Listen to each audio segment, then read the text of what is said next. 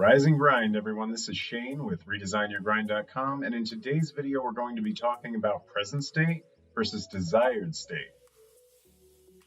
The state of our life currently and where we would like to get to in our life. So first of all, what does that mean, present state versus desired state?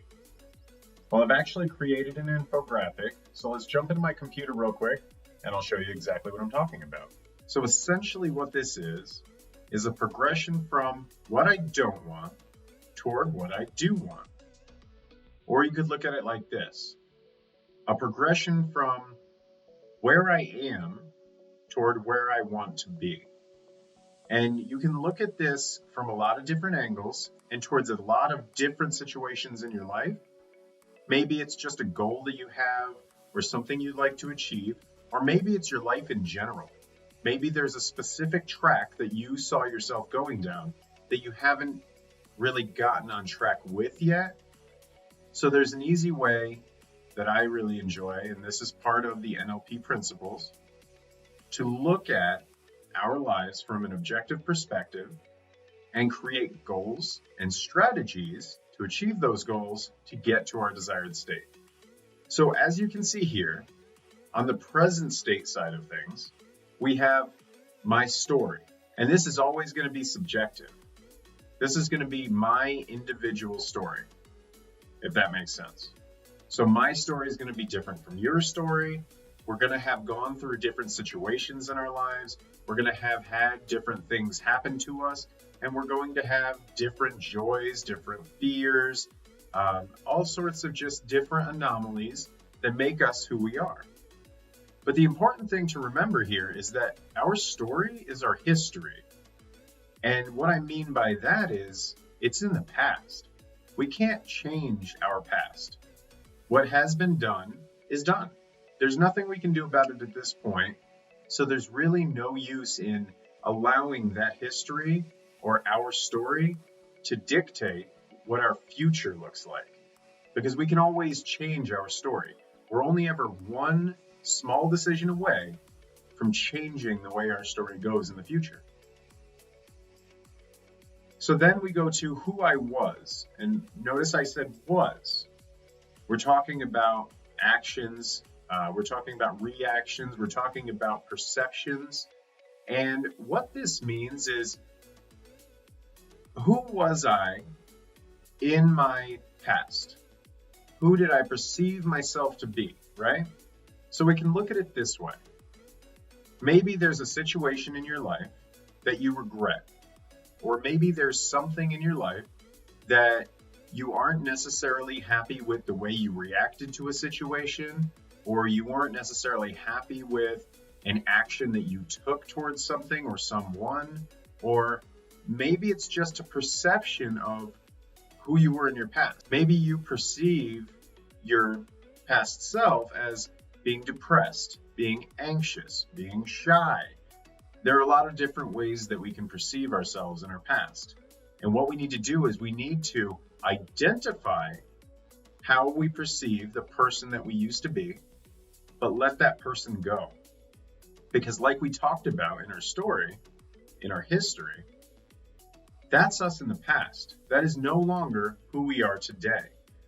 As human beings, we have the amazing ability to become a new person every single day of our lives. And that all starts with a decision. It starts with the choice to make changes. And those people that are afraid to make changes in their lives or think it's not worth it, and I think we've all been there at some point, those are the people that are going to stay in that present state. They're always going to be the same. They're never going to get to where they want to go. Because that's not the way they perceive themselves. They think because I was a certain way or I did certain things, that's always the way I'll be. And that's just not the case. So next we look at how I was treated. So for some of us, maybe we were bullied in school. Maybe our parents told us that we would amount to nothing. Maybe other peers of ours always kind of looked down on us. And that can have an incredible effect on how we viewed ourselves then in that present state, but also how we view ourselves in the past as well. If we don't let go of those types of thoughts and feelings, how are we ever going to move forward?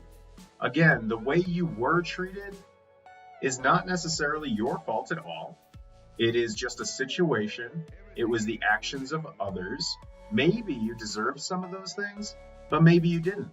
And regardless, that does not mean that you have to live your life in such a way that you need to be treated like that now.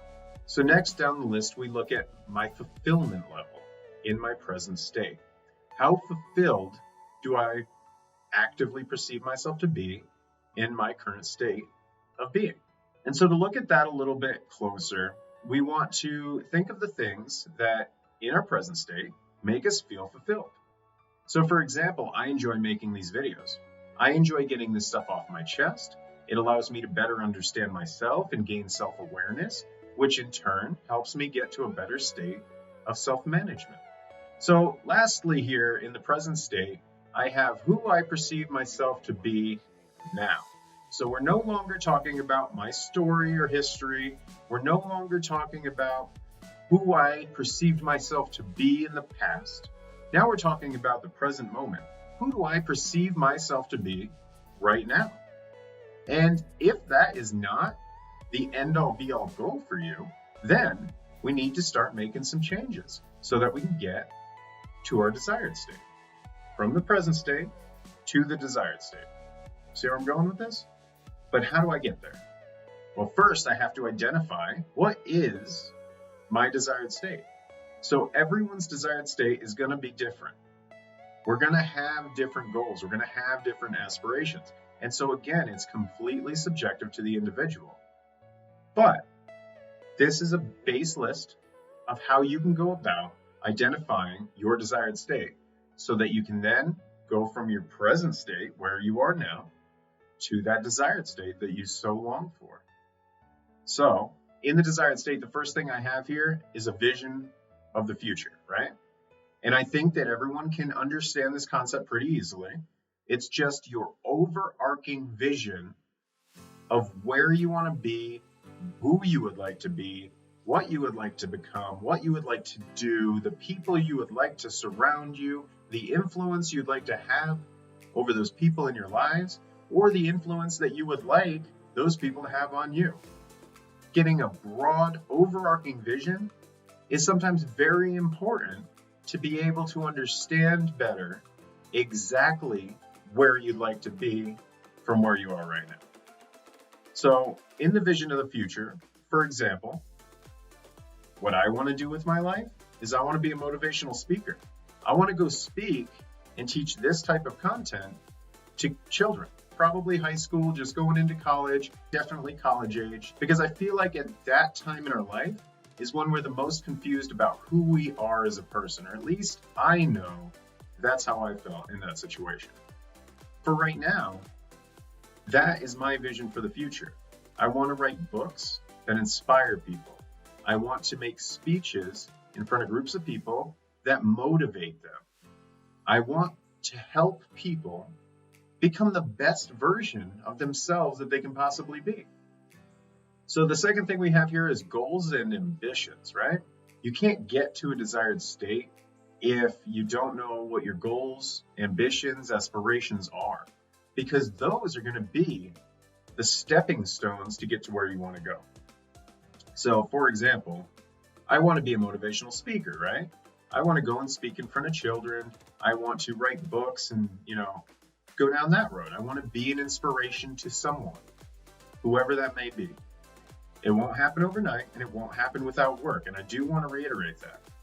All of this stuff that we're talking about is going to take active work on your part. But if you do the work and you're passionate about it, you'll find that there's very little you can't do. So next on the list, we have who I know I can become. And I say who I know I can become. And this is a little deep. You have to look deep within yourself, what you know about yourself, what you feel about yourself in the present, and then look to the future. Do you see yourself as inspiring others?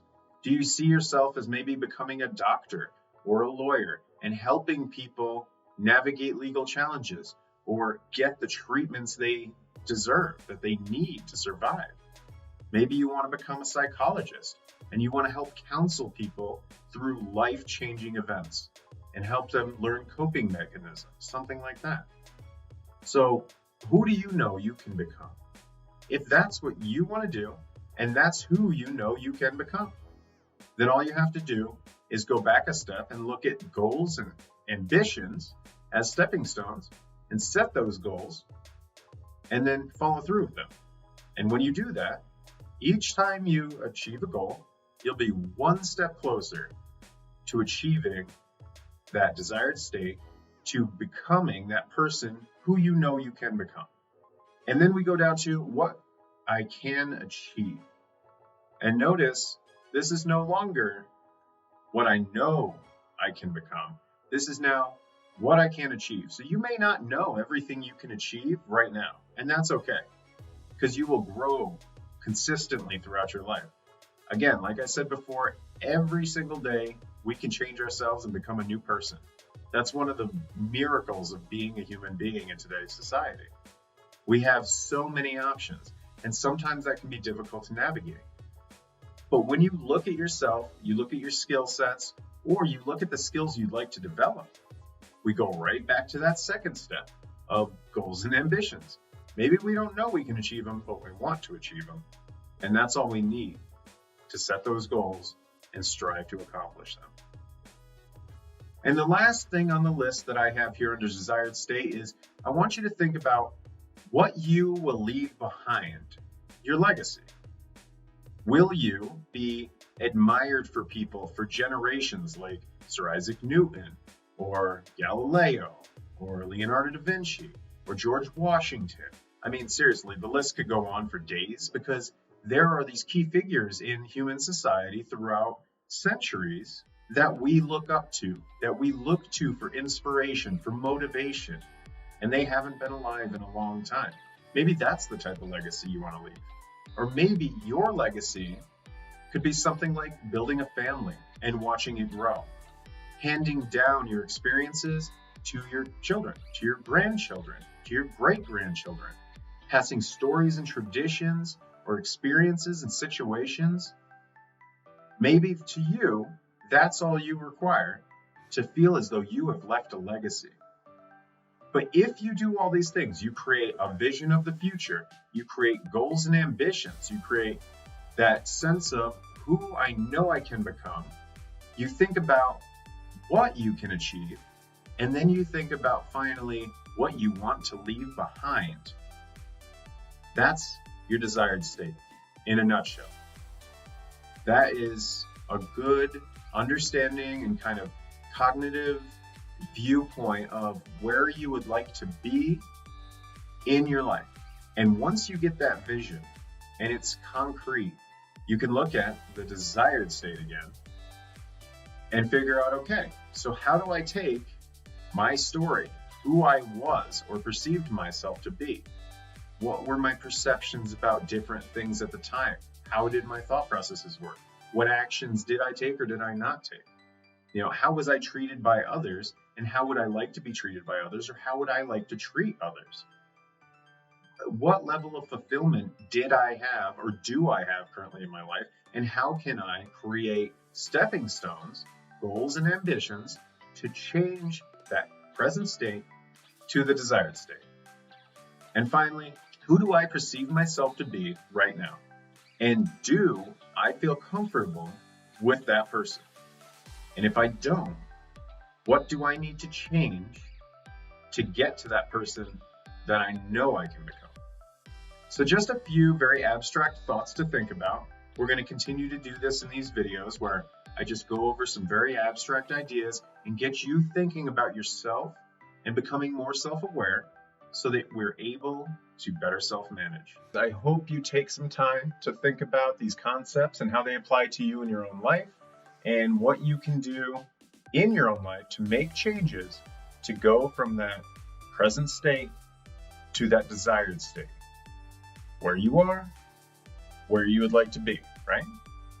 This is one of the very basic tenets of NLP, neuro-linguistic programming, and this is how we learn to coach. This is also how we learn to apply things in our own lives as NLP practitioners so that we can do this not only for ourselves, but help others come to that same frame of mind, that same mindset thinking. So if you found that video interesting, please subscribe down below so you can catch our next video, like the video, and share it with anybody that you think could stand to grow and learn from this type of content. And if that sounds good to you, we will see you in the next one to redesign your grind. Thanks for watching.